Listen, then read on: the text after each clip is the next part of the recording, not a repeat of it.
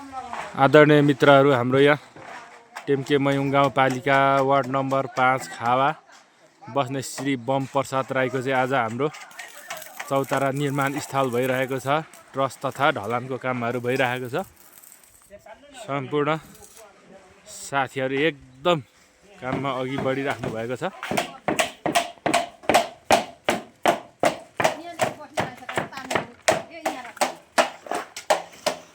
ल हाम्रो भतिजाहरू ज्वाइँ चेलाहरू एकदम काममा अग्रसर भएर लागिराख्नु भएको छ चोलन्तीमा।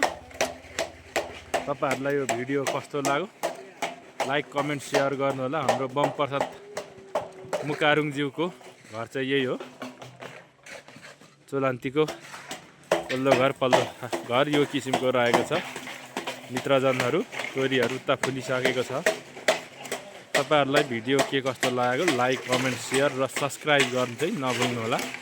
साथै ट्रसको काम गर्नु पर्यो भने पनि हामीलाई सम्झनु होला। आदरणीय मित्रजनहरू आफन्तहरू धन्यवाद।